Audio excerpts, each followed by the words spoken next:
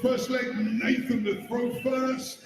Game on. The task is that little bit more tricky for Nathan Aspinall, but the first advantage he's got, he's won the ball in the back room. It's Nathan Aspinall kicks us off, and I'm glad you said it could be the match of the tournament because it could be a fitting final. Yeah, really could be. Nobody will be disappointed about watching this pair play at the peak of their powers at the end of a tournament, but it will be the end of the tournament for one of them. 25. Dimitri van den Bergh, you just touched on it there, Mark. It's been a sort of trivia question in future, couldn't he, on the Euro Tour? Aspinall has all the answers there. The only player to reach the final without winning a semi. Yeah. Go to James Wade for illness. Just the Premier League as well. We wish James well, and hopefully he is back in London on Thursday for the Premier League. Scheduled to take on Peter Wright, so big impact, James. Yeah, important match, isn't it? James Wade has done most of his hard work, and you would think he'd be in the playoffs. Deserves to be in the playoffs as well. Brilliant this year, James, but this is for a brilliant opener. It would have been a 10-darter. He's going to split this. Sensible stuff. 20. Van den Bergh not on a finish. But where is my right? He's taken the weekend off, I'm afraid. Preparing for that big showdown at the O2. This pair have met in the Premier League on a couple of occasions. Both went the way of Dimitri van den Bergh. 12. Nathan, and this is, we said, Chris, we were talking about losing records. If you're going to break those losing records, you need to have something to clutch to at the beginning of the match. And Aspinall teed this leg up perfectly. This would hurt. 60. How close can you get? You wouldn't think if you could place a dart where it would land, you would never guess there, would you? Gets there in the end, Nathan Aspinall deservedly gets the opening leg on throw. Yeah, it could have been a 10-darter. Ended up being a 16. 57. Still counts the same, one leg. And does it get any easier for the victor in this match? Luke Humphreys awaits. He did a real good job on Martin Lukeman earlier on this afternoon, a rematch from that Euro Tour final from a couple of weeks ago. Whenever I'm asked, which is rare, but which player I think would go on and achieve great things in the game, Luke Humphreys is always my answer. 60. I'll ask you later on again tonight, just in case you change your mind. We are fickle in this sport, aren't we? But he's definitely, I think he'd be a popular answer, wouldn't he, Chris? Yeah. He was, what sort of time scale then, Chris, would you give him? I could see him winning major tournament within the next couple of years. Yeah, I'd say that. I mean, I wouldn't be gobsmacked if he did it This year. You wouldn't be shell-shocked if Luke Humphreys won the Grand Prix or something like that, or the World Match Play. Both these players do have TV titles to their names. Van den Bergh winning that World Match Play that Mark just mentioned. Aspinall, a UK Open winner. And, of course, a victor on the World Series in the USA. That was in Las Vegas. Starts is heading to the Big Apple pretty soon. Starts spreading the news. We've had the confirmed lineup of the American qualifiers this morning. Some familiar names in there. Dan Lowby, Leonard Gates. 25. Yeah, Jules Van Dongen will be in that tournament, who we saw earlier today. Lost out to Rob Cross, but made a decent display of himself before Luke Humphreys got the better of Martin Lukeman. You said this was a standout tie of the afternoon. We've still got some belters to come. Jose de Souza's up next with Martin Kleermaker. Jose de Souza has not been performing on the European Tour stage. Kleermaker will fancy that. And we've got Gurney and Chisnell. Bergh will fancy this. 70. And then Smith Rodriguez to wrap up the afternoon, but Aspinall, an early break. Yeah, I didn't think he'd go tops. There's plenty of that treble 20 to look at. Yeah, but the dart wasn't close enough really to be a marker. I think he may have been caught in two minds. It could have been more perfectly placed. Just one top needed by DBDB. Levels up. One apiece. Disappointed there, Nate. Allowing Dimitri to hold in 19 darts. John Henderson got no sort of luxury of that yesterday.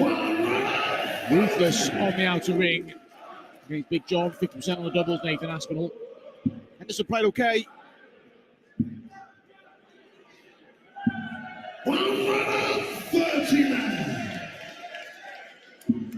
I mentioned that run of 7 straight defeats. In amongst them was a 16-15 defeat at the Grand Slam quarterfinals, one that really hurt Nathan Aspinall. Yeah, because he dethroned Gerwin Price, the defending champion, the previous round. He played 31 legs to be pipped in the decider. It must hurt. It was a classic encounter. Dimitri Bergh went on to lose to James Wade, who then went on to lose to a gentleman we see in the next game, Jose de Sousa, in the final. In fact, Nathan's only win on stage against Bergh came on the biggest stage. We've seen plenty of that in the Ali Pali in 2020. Aspinall those back-to-back quarter-final runs for the World Championships. That's what really established him, and sandwiched in the middle there, he won the UK Open. It's led to the Premier League for a couple of years. He's a runner-up and a semi-finalist, so... Got a few fans in here. Another there. Oh, yes. A 180. Followed by a 138. Absolutely superb stuff from Nathan Aspinall. Good to see a decent 138 taken out on a big stage in a big match. Aspinall does that there. But Bergh responds. And again, we felt Dolan and Mansell for different reasons had a last leg feel about it. This one has got that feel as well. Yeah, it's in a different way. I think in that one, the pair started to make each other edgy. This pair seemed to be lifting each other. Yeah, Mansell did well though. He'll be back tomorrow. Held his nerve into the siding leg.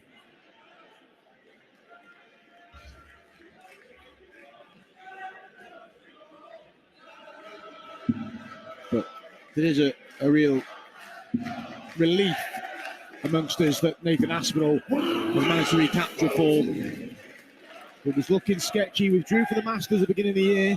Had all sorts of trouble with his arm at the World Championships. Managed to scrape a winner with Joe Murnan, but then was only beaten by Callum Ridds. But a couple of semi-finals on the Euro Tour, a final on the Pro Tour, but importantly a win on the Pro Tour as well. He defeated Matt Campbell in Barnsley. 42. Which you require 121. Won't go out now, but doesn't need to. Won't be returning the dozen dart leg that Aspinall just produced when he cleaned up 318 and 6. Bergh could get a 13, 14 or 15 darter. 96. Which you require 40.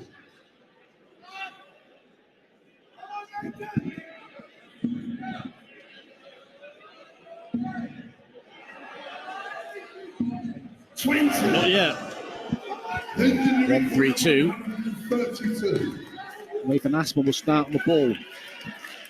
Likely that a 57 will come into play. And he had needed 2 of them on the 138. That puts pay to that. Shake of the head. Disappointed. Tied up the shot now. They raised the eyebrows there when he hit the treble 19, thinking should be getting a shot here. It's Bergh who has the shot for parity. And it is parity, 2-2.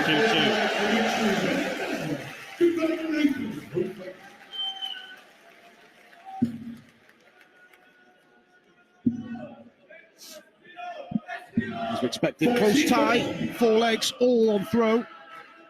Similar averages.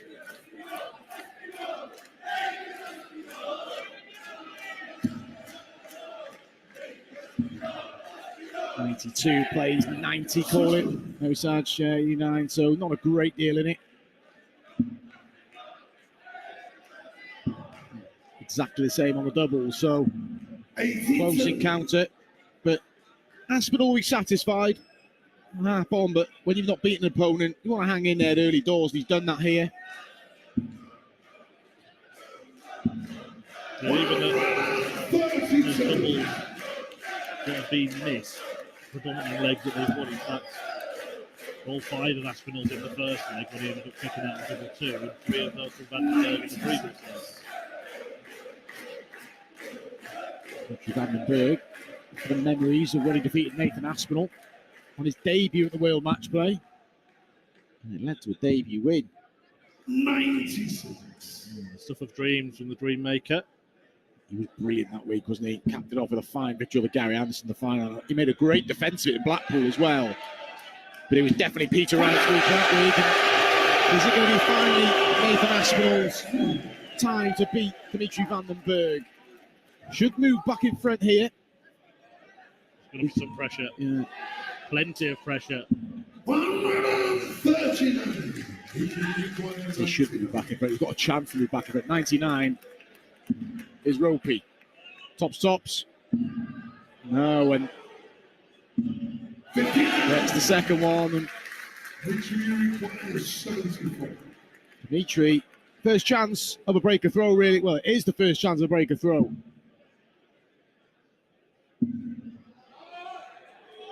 Big dart.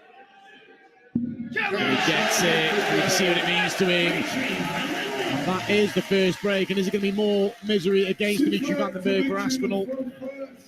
Dimitri leads for the first time in this last 16 tie. It's 32 tie, sorry. Aiming to make the last 16. Yeah, Luke Humphries awaiting the winner. Another smashing performance against Martin Lukeman. Very good. He was very good. Yeah, I know. Luke, I'm talking about. Yes. That's what I said. Yeah, smashing performance, very good. I like what he did. Aspinall, don't like what's happening here. Getting that sinking feeling again. Yeah, he'll know about the record. In fact, I think he thinks it's worse than it actually is. Well, yeah, he told me he thinks he's lost the last 11, he told me. He played 11. He won the first 4. Lost the 7 since. Will it become 8? Unless they've met on the home tour and he's counted a few games there, I don't know, but I can't count that. no. Mind you, Nathan counts. He was the champ. I'd say that to him. 58. If he wins, another home tour champ, Luke Humphries awaits. Credit to him. Got a chance to break back. Looking to master another venue. He's mastered Minehead. Being the star in Las Vegas. And the bedroom world champion. No. Bullseye. Well,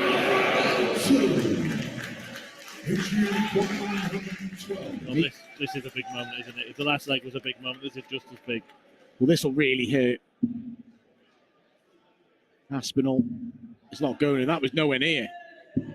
60. Not sure what that second dart was for Dimitri. Aspinall will be 9 for double 8. To break straight back. The double 4, massive dart. And not up to the task. Chasing doubles round, that's now 8 he's missed.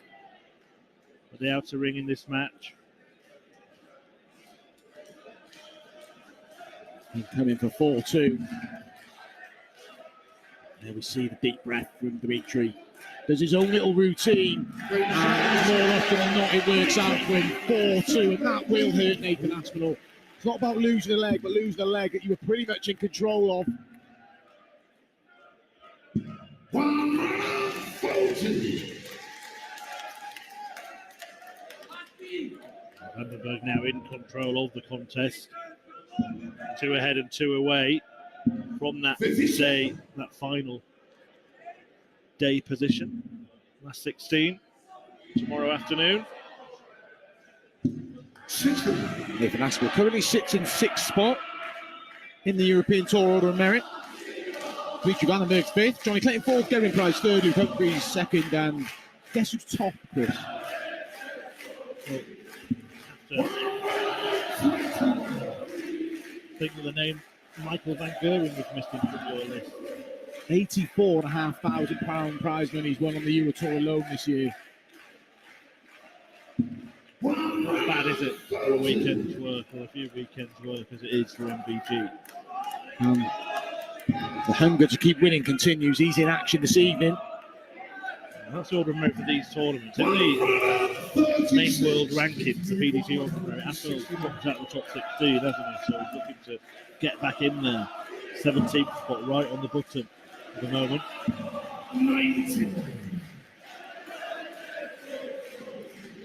Well, he gets a clean run at the World Match Play. I'd say was knocked out in the first round 2 years ago.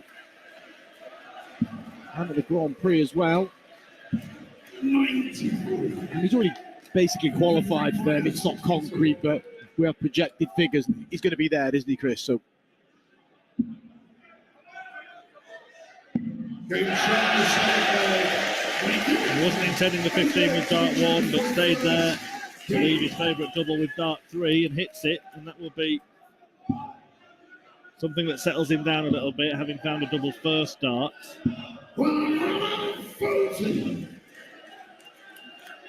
Now he does the Dimitri and takes a deep breath before approaching the ocker here. Does do that from time to time. If he's not quite comfortable, he will reset Nathan Aspinall. Never waste a dart, Nathan Aspinall. If it's not set right in his hand, he won't throw it.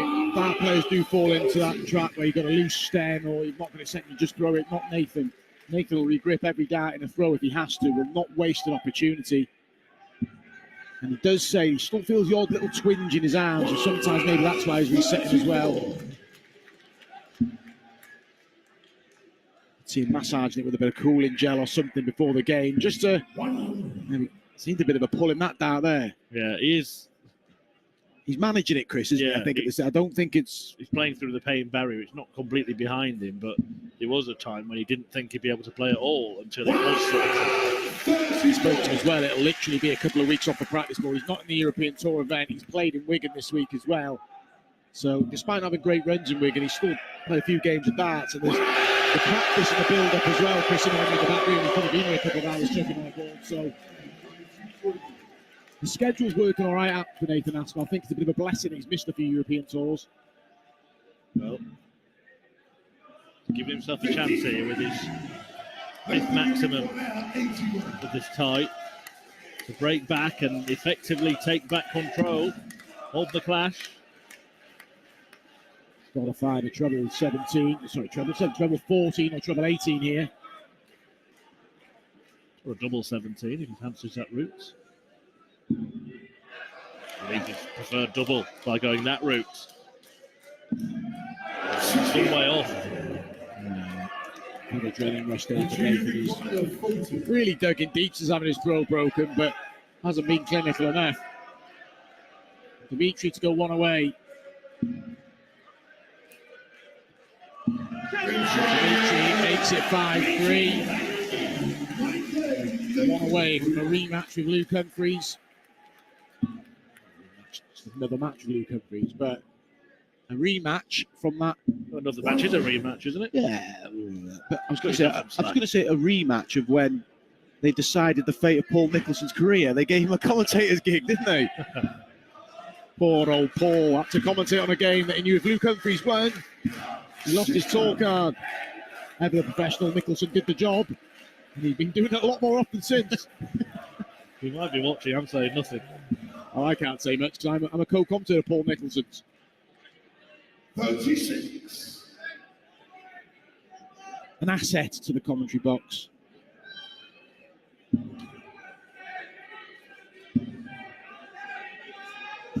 Vandenberg himself, a man who went through the pain barrier for a while as Jules Van Dongen laps up his newfound fame. He was playing with a leg brace on for some time, wasn't he? Yeah, quite a considerable amount of time, actually. Still somehow managed to dance at times. But hasn't hampered his career, derailed Dimitri's progress. Still one of the world's best. Probably at AG as well, I say. People obviously say Rob Cross, but I think he'd feel the most aggrieved at being overlooked in the Premier League this year. But Been a great lineup without him. Yeah, He hasn't played his last Premier League. can have that conversation as well about loads of players. I also think many people said Joe Cullen took the place off Cross or Van den Bergh. I actually think Gary Anderson was probably the one who might have taken the last place. And in last place. Are these the last darts that Nathan Aspinall throws? Because Van den Bergh has a match-winning opportunity in front of him. It would be Dimitri's first ton plus finish of the match. We've seen a 138 from Nathan Aspinall. Not going to see a 110. So Aspinall to hang around, and this isn't done by any stretch of imaginations. He's been making inroads on the Dimitri Van den Bergh throw. Just resetting again there, Nathan. Again. Told you we won't waste a dart. It's at double two ready in the match. He hits it again, keeps his tie alive. We're still well and truly game on here. Dimitri's not being comfortable on throw in the last couple of legs, and Aspinall will take a big effort now if he's going to stop this run of defeats against Dimitri Van den Bergh, and the task has just got that a little bit more difficult. We've got 8 maximums in this tie. 3 of them for the Belgian, but that one at the perfect time. It's that perilous position, isn't it, of being 5-4 up and throwing first. You know, if you win the leg, the job's done, but if you lose it, and they're throwing first in a decider, Instantly become the underdog, don't you? It's a precarious position. Nathan Aspinall got to find a treble here. Big treble. Responded well to seeing his opponent firing a 180 at the beginning of the leg. Still in Dimitri Van den Bergh's hands. Expect another one, don't you? Is it another max? It is. Timing brilliant for Dimitri Van den Bergh in a leg. Like you said, Chris, he loses. He's against it, the darts then, but he's on 84 after 9 darts, and it's looking like more dominance for Dimitri against Nathan Aspinall. I knew this was the leg. Wanted to avoid any drama here. Dimitri Van den Bergh doesn't want to mess around with the decider.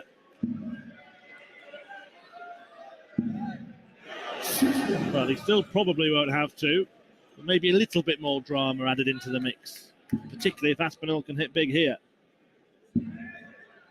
Back up over to treble 80. Not enough pressure. Dimitri surely now. Got a couple of match starts. Should get the job done here and book a place in the last 16 against Luke Humphries. And Van den Bergh beats Aspinall again. His 8th consecutive